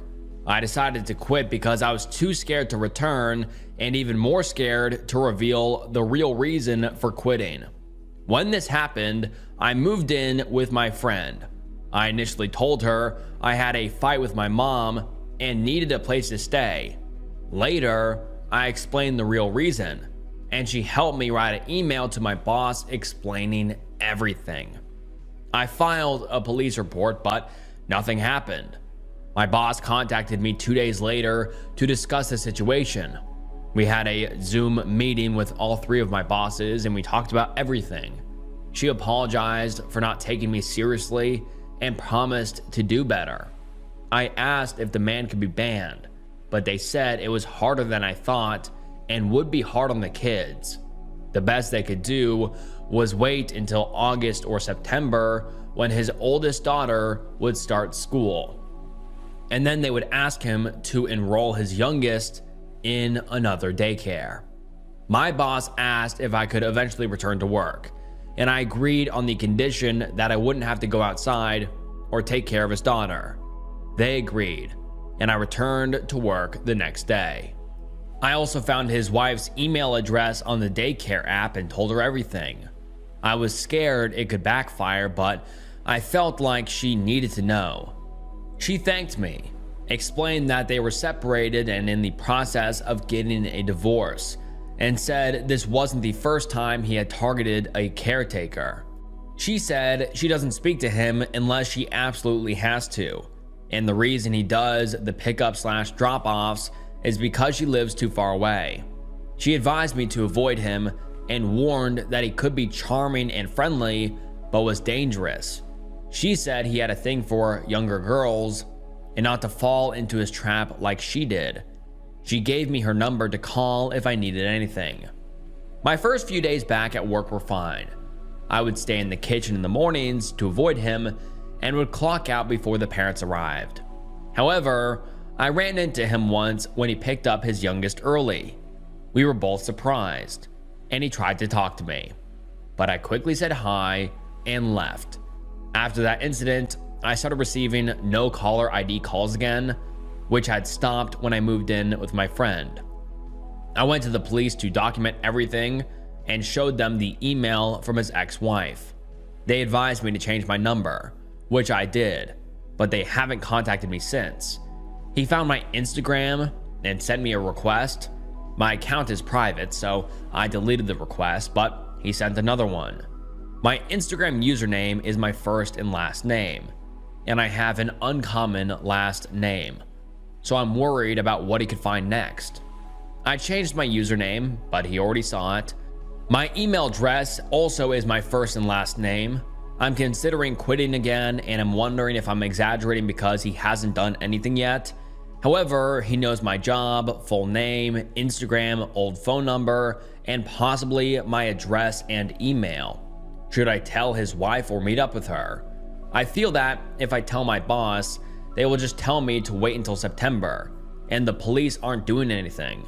I partially blame myself for going back to the job where my problem started, but I love it, and it pays well. I think I'm moving to another city, and that would be the best scenario, but I can't afford it right now, hence why I went back to work in the first place. I always carry a R-word alarm on me now, feeling that he could appear anytime, and it's so unfair. Please, I need advice. Thank you. Edit, I'm from Ontario, Canada. And now let's get into some of the top comments. Someone says, don't delete your socials. That's evidence. Just ignore it. So it's there to show the police. Evidence is key to the police being able to do something. Remember that they have to have evidence in order to take action. How did he leave things with his wife? If she asked to be kept up to date, then do so. Otherwise, I just check in with her every few weeks. You're doing well dealing with this. I'm glad you got the alarm. Stay strong and document everything. And the OP replied and said, she told me I could call her anytime and give me info about him whenever. I just don't feel comfortable telling her all of this when she doesn't want anything to do with him, so I feel a little stuck. And thank you so much. Someone else says, this is really scary, OP. This man isn't backing down. He's ramping up his stalking by sending Instagram requests after you blocked him on Instagram already. His wife can't fix this. Tell your boss and please report his repeated efforts to your local police department. This is stalking, and stop saying hi to him at all. No words. You shouldn't have to leave a job to avoid a stalker. And the OP responds and says, my boss said it would be too stressful on the kids for them to change daycares right now and leave all of their friends behind. So for the sake of the kids, we will have to wait until September. And yes, I know. I want to stop saying hi to him, but it's like an automated thing. Like as soon as I see a parent or a kid at work, I automatically say hi. I didn't even register it was him at first. And someone else says, have you specifically told him to stop? At this point, it seems like you have enough support around you to do so. And you're not going to get in trouble since they know what's going on. Can you get your boss to intervene and ask him to stop contacting you? And the OP responded and said, yes, and I've told him I'm not interested. I told my boss, but she says to not respond to him. And then the OP posts a few days later with the update reading, hi everyone, just a quick update. I am alive and well. I don't know why it's not letting me respond to DMs. Maybe it's me, ha ha ha. I barely know how to work the app. I basically live with my friend now. I still go to work, but I'm trying to find a new job. I'm keeping this one until I can find another. The only thing is, I don't know where to apply. I can't live with my friend forever. She's trying to find a roommate for July 1st, and I can't officially move out yet. I feel like if I apply for a job near my house, it would be too easy for him to find me. If I apply far from home, I feel like it would be easier for him to attack me on my way back every day. I've been trying to pick up a habit of recording every time I leave my classroom or go outside to gather evidence. I forget sometimes, but I really try. I stopped going to the gym because he knows where it is. He also found my new number. I have no idea how. He keeps calling me, so I always have my phone on Do Not Disturb now. On June 18th, he called me 19 different times. I don't have concrete proof it's him, but I can feel it. I changed my email address, deactivated my Instagram, and made a new one with about 15 close friends. I showed the phone calls to the police, and they told me to send the evidence to an email address they gave me. However, since the numbers keep changing, it's not considered good evidence. They told me to keep trying to find more evidence. Isn't that their job? And to change my number again. I also emailed his ex-wife, telling her that he found my Instagram and new number.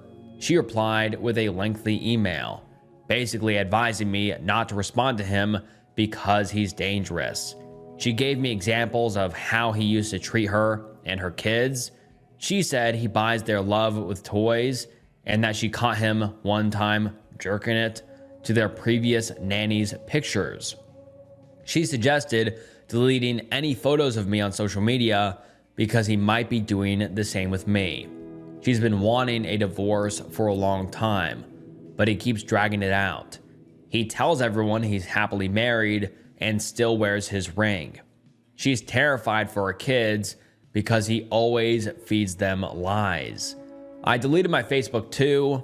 I showed my boss the calls, but she didn't seem to care and doubted my concerns. She was like, do you really think he's like that? I've known him for years. I promise he's so nice. I'm actually considering suing them because I think she finds me stupid. I had a panic attack yesterday because I can't walk without thinking every man behind me is him. I don't know how to sue someone, let alone a workplace, but I'll do my research. I bought wasp spray, but I don't carry it because knowing myself, I will just freeze up, and what if he ends up using it on me? Ultimately, I think I'm going to move. I'm considering moving to Montreal. I have a friend there and just want to get away from everything. Sorry for posting about the same situation for a month straight, but I don't want to bother my roommate all the time, and I don't want to scare her into making me move out. It's such a weird situation, and it's hard to explain to people. Like, it's not like I'm a celebrity with a crazy stalker fan. But yeah, little update. I guess I'll change my number again. Also, my phone's in French. Haha, don't mind. Judo means Thursday. Vendredi means Friday. And Lundi means Monday. Thank you everyone for the support. I feel less alone. And on the OP's post, she attaches the pictures of the tons of calls she got from this crazy stalker. And yeah, very, very scary. But then we get an update about 2 weeks later, and let's get into it. Hi, everyone. Okay, I think this is officially the final update about my stalker situation.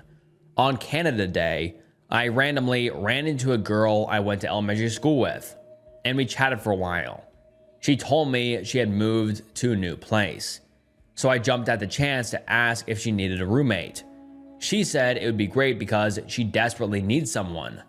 I looked up the area and found that I could definitely find a job there. I'll only tell a handful of people where I'm moving, but I am so happy I finally have a place.